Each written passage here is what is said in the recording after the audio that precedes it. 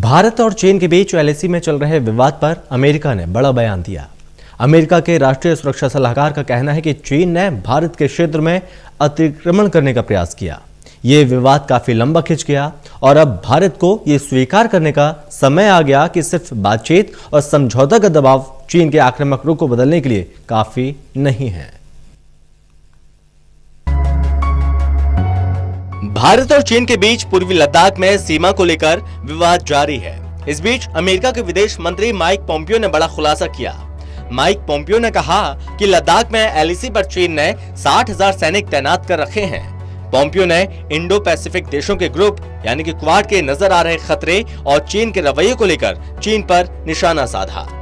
Tokyo से America वापस लौटने के बाद माइक पोम्पियो ने एक इंटरव्यू दिया, जिसमें उन्होंने कहा कि भारत के उत्तरी सीमा पर चीन के 60,000 सैनिक तैनात हैं। गौरतलब है कि पिछले कुछ वक्त से भारत और चीन की सीमा पर हालात सामान्य नहीं हैं। ऐसे में अमेरिका के विदेश मंत्री की ये टिप्पणी काफी महत्वपूर्ण है।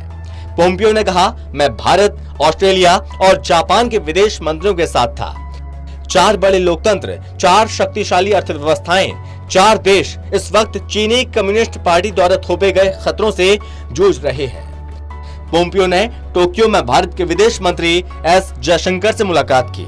इस मौके पर दोनों ने इंडो पैसिफिक, बाकी दुनिया में शांति, समृद्धि और सुरक्षा के लिए एक साथ मिलकर काम करने की बात कही।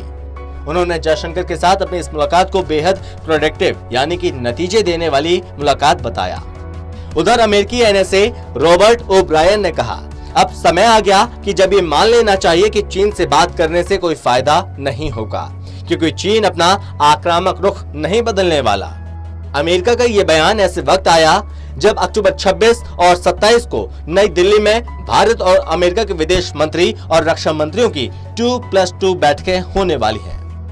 इसके मद्देनजर रॉबर्ट ओब्रायन का बयान बेहद अहम माना जा रहा है।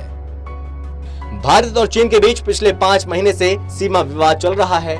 मई में 3 बार भारत और चीनी सैनिकों के बीच हाथापाई हुई थी। 5 मई को पूर्वी लद्दाख में 200 सैनिक आमने सामने आए। 9 मई को उत्तरी सिक्किम में 150 सैनिक आपस में भिड़े। 9 मई को लद्दाख में चीन ने एलएसी पर हेलीकॉप्टर भेजे। 15 जून को गलवान में झड़प हुई। इस झड़प में 20 भारतीय जवान शहीद हुए थे और चीन के 40 सैनिक मारे गए थे, लेकिन चीन ने अब तक इस बात को कबूल नहीं किया है। अप्रैल से भारत और चीन के बीच सीमा पर तनाव की शुरुआत हुई थी। चीन की ओर से सैनिकों की संख्या बढ़ने लगी थी और गश्त में भी इजाफा हो गया था। लद्दाख की गलवान घाटी का क्षेत्र रणनीतिक रूप से बेहद महत्वपूर्ण है। ये जगह 1962 की जंग में भी केंद्र में रही थी।